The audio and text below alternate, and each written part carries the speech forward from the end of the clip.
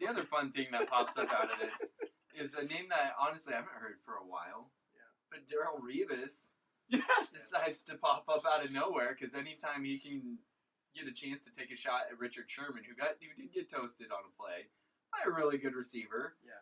That happens. Sherman started this way back when, didn't he? Oh, yeah. Back when, yeah, because Sherman was the one that started. Well, talking he wasn't getting trash any respect. And early on. Revis was constantly, Revis Yep.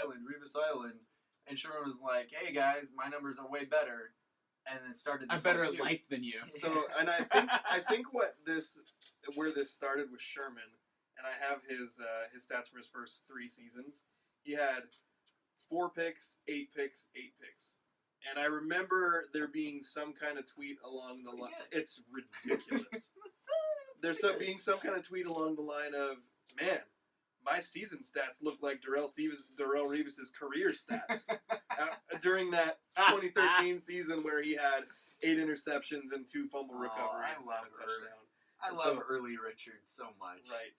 When he when he didn't turn it against his own team. Yeah, but it is interesting though. Like I would expect sometimes that a player like that who left in that way and caused issues that I would not like him. And I often felt like, man, if Richard Sherman didn't play for a team I like, I wouldn't like him. But I still tend to kind of root for him and want him to do well. I don't really have a good reason for it. He mended some bridges. It still annoys me to see him do well. Yeah, it's hard. I have a hard time with him, but he did mend some bridges a little bit, I felt like this year. Because I feel like he could have just completely shown up Russell at the end of the game, not exchanged jerseys, been like, whatever, I hate you, you're the reason all of this happened, and it would have continued the feud. Right. But he calmed down so much on his rhetoric from last year to this year. Which is interesting because he's generally a ridiculous person who loves feuds. Yeah, exactly. So sometimes he invents things to create feuds like he did with the Browns. He does. He does still live up here in Seattle. That's true. It would make sense to me if he was thinking, I don't want to actually alienate this entire area. Like, I want to be able to someday go back to Seattle and be recognized and loved. Yeah. Not really back good to Seattle on the team. I mean, but like he was really good this year, but his best years were in Seattle for sure. Oh, absolutely. But this started with Revis tweeting during the game a photo of his television with Sherman getting roasted. He's actually in the picture. He's only about a step behind Adams, but I have been assured that he got roasted on this play. And Revis says, fear of getting beat in man-to-man coverage every snap, every play. The fact that he doesn't travel as a cornerback is lame. Accept the challenge, except he says EXCEPT. Wrong one. The challenge as the best and shut Adams down the entire game. Do it for the game of football. Stop hiding in a cover 3 zone. Talk about salty. Yeah. And this is like during the game, so obviously like you can't have Sherman responding immediately. Yeah, and if you don't know, travel, what that means is cover the best receiver on both sides, no matter where he is. Yeah, you travel to where he is. You don't just play on one side of the field, which is generally what Sherman does, which is what the schemes that he has played in generally ask him to do. Yeah, and he always did that with the Seahawks too. Yeah. So Revis apparently getting some nasty replies from people says, all y'all think I'm throwing shade. You were. I'm not. He says he's not. But he was. And then he goes on to throw some more shade. Just stating the man is not a pound-for-pound man-to-man corner. If you know the game of football, he plays a cover 3 scheme. He does not travel, but traveling with a receiver is not for every DB. It's a few on the corner list who can.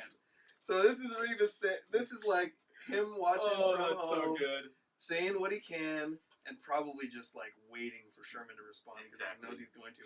So he's doing this during the yeah. game. He's doing this during the game, right? Exactly. Yeah. So Revis Sherman says, can't respond. "I'm not throwing shade," but he did throw shade, and then he threw more shade. So then it gets even more interesting when it gets to Sherman because Sherman's response was, "I would go in on this has-been, but I have a Super Bowl to prepare for." Then he goes in on it. And he says, enjoy the view from the couch. Your 9th year looked a lot different than this, because Sherman's in his 9th year. Mm-hmm. Although if Sherman had done his research, he probably could have saved himself a little bit of being wrong here. And then Sherman actually also followed that up. He just said he didn't have time to do the research. Sherman also corrected his the incorrect accept, and he said, "And it's accept. I thought I would give you a lesson while I was here." So then Revis responds, because Sherman specifically mentioned his 9th year. And he picked a really bad year to mention because Revis actually led the league in turnovers that year, had 5 picks and 4 fumble recoveries. And then Revis points that out, and then he says, "Enjoy the Super Bowl and strap up because this game you will have to cover." Which is true. Which is true, because this matchup is going to be a little rough for Sherm. And generally, the smaller, faster receivers give him more problems. T.Y. Hilton generally give him fits. Yeah. Sherman also responded with, "I have to cover every game, kid." Which is like calling somebody bud. Yeah. You know, it's just really condescending. Hey, bud. Hey, bud. I get my hands on the football in the playoffs. Something you will never know anything about, Sherman says to Revis. Then Revis kind of diffuses and also corrects here. He says, "Correction, pup." Pup. Which is like calling somebody bud. Think you have to go check the stats. You're balling in the postseason, not taking anything away from your play.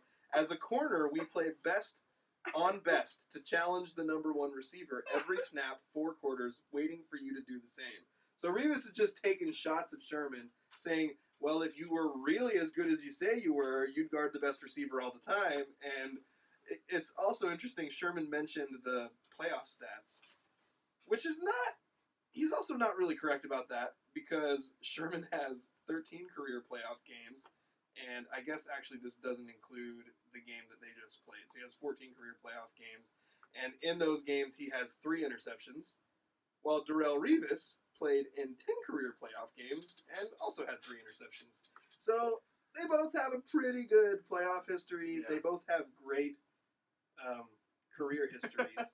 Sherman's interception stats are a lot more impressive because Revis played several more years than he did, and he's got about 7 more. Sherman's got about 7 more picks than Revis did. But the thing about Revis was more the way he would take the number 1 guy. When he was in his prime, he would take the number 1 guy out of the game completely. Yeah, and he did it on a fairly regular basis.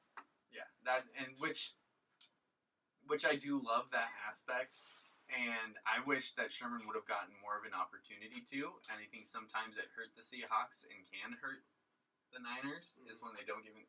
Maybe not the Niners because he's, I don't think he's that well suited for it anymore because he's getting older, losing his step. So probably now wouldn't be the good idea.